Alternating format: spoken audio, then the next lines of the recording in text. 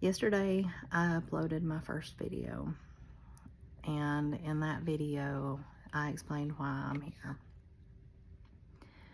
If you haven't watched that one, please go back and watch it so you'll know what my purpose here is. Making videos, that was Brayden's thing. He loved to make videos, but it's not my thing. So I mentioned yesterday it's awkward and it's hard, but this is something that I want to do. And so I started my journal in November of 2024. And I haven't written every day, and there have been some spans that I just couldn't write. But my journal is kind of just a collection of letters to Brayden. And I talk a lot about how I'm feeling, where I'm at mentally, just the things I'm experiencing, and just talk to him a lot. And so I'm gonna read those, and I wanted also to explain at the end of each entry, I end it every time with sweet face, sweet words, sweet boy, I love you, Brayden. And just in case you wonder what that means, because it's kind of a funny thing to say, from the time Brayden was a very little boy, that's something that I said to him up until the time that he passed, and he was 19 years old. So as he got older, it became something that if he was acting up or just, being any kind of way, I would just say, sweet face, sweet word, sweet boy. And when he was little, he knew that that meant that whatever he was doing, he needed to stop, and he needed to be sweet with his words and with his face. So in these letters to Brayden, that's how I close them every day. So I'm going to go ahead and start with the first one. And I'm still writing in my journal now. So this, I plan to read one a day, so it could go on indefinitely, but this is where I'll start.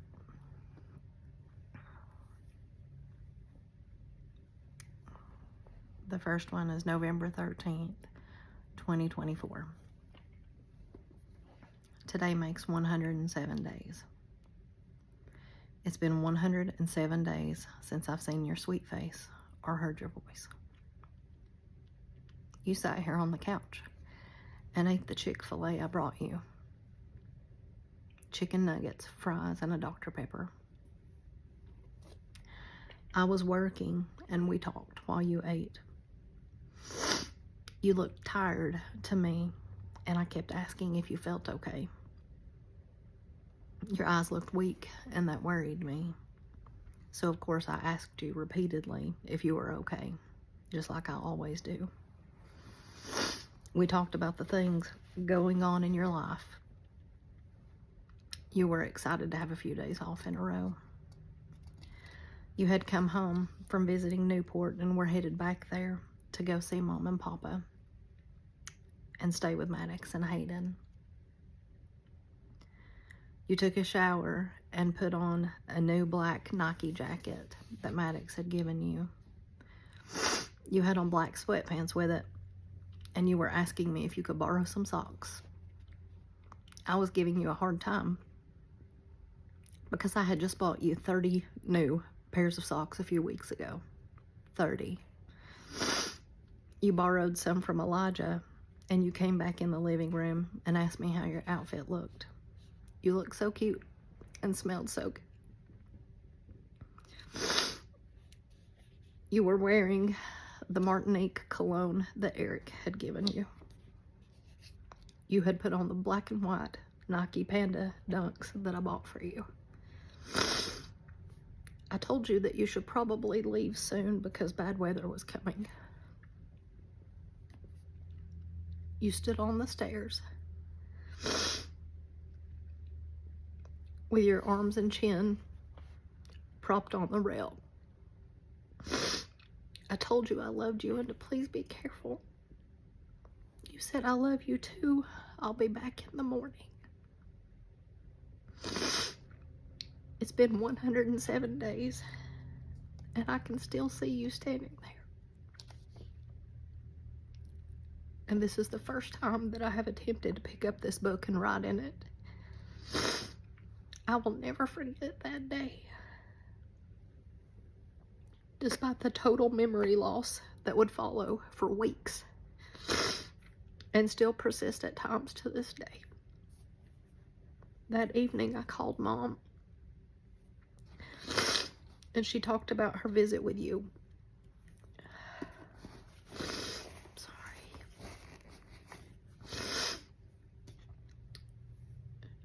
She said you showed her some funny videos. She was worried because she said you didn't seem like yourself. I'm sorry if I've got tears on my glasses. I told you this was going to be real, and it certainly is. This worried me because I felt the same. I texted you at 8:39 to check on you, just to ask if you were okay. You never answered because you were already gone. I need to write these words. I need to tell our story, my story, yours. But I weep, I sob, I fall apart. Because this was not supposed to be our story. Not us. Not you, Brayden. My precious boy.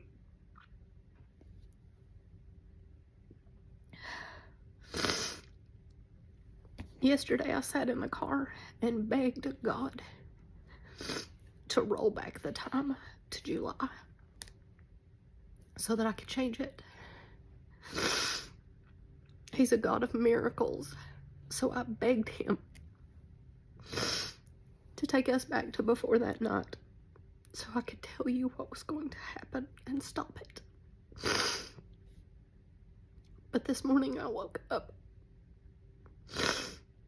and it's November 13th. I am still here. And you are still in heaven.